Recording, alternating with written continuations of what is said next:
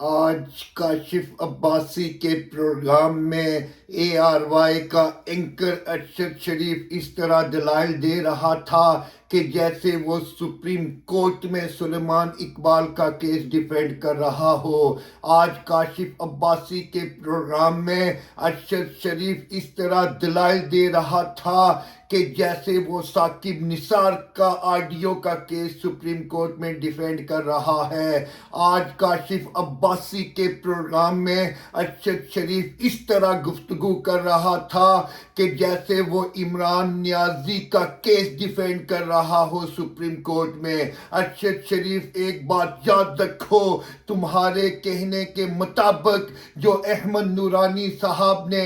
دنیا کے ٹاپ کے ادارے سے فرینزک کروایا ہے، تم یہ کہنا چاہ رہے ہو کہ وہ ٹھیک نہیں ہے، تم جھوٹ بول رہے ہو ارشد شریف۔ تمہارا چینل اس سے پہلے بھی ان جھوٹوں کی وجہ سے کروڑوں کا نقصان برداشت کر چکا ہے۔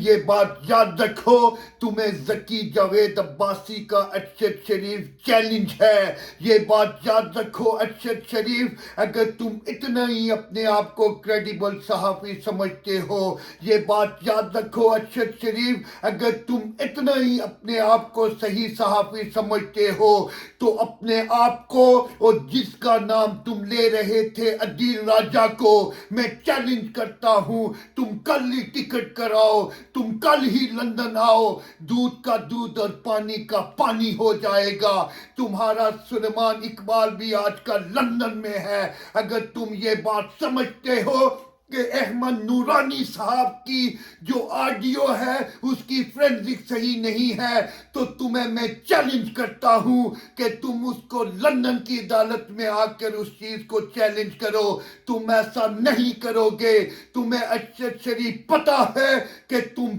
بے رول پہ ہو، تمہیں ارشد شریف پتا ہے کہ تم کس کے کہنے پر بول رہے ہو، تمہیں ارشد شریف پتا ہے کہ تم کس کے کہنے پر اس طرح کی باتیں کر رہے ہو۔ یہ بات یاد رکھو ارشد شریف، یہ پوری دنیا پر عیاں ہے کہ قائد جمہوریت کو جو سزائیں دی گئی ہیں، ایشیا کے عظیم رہنما کو جو سزائیں دی گئی ہیں، پاکستان کی ہر دل عزیز شخصیت کو جو سزائیں دی گئی ہیں، ایٹمی دھماکوں کے روح رواں کو جو سزائیں دی گئی ہیں، اسلامی ملکوں کے عظیم رہنما کو جو سزائیں دی گئی ہیں، ایشیا کے عظیم رہنما کو جو سزائیں دی گئی ہیں، دختر مشرق کو جو سزائیں دی گئی ہیں، وہ سب جھوٹ پہ مبنی تھی، وہ سب کسی کے کہنے پر ہوا ہے، اور انشاءاللہ وہ دن دور نہیں ہے جب ہر کسی کے چہرے سے نقاب ہٹایا جائے گا۔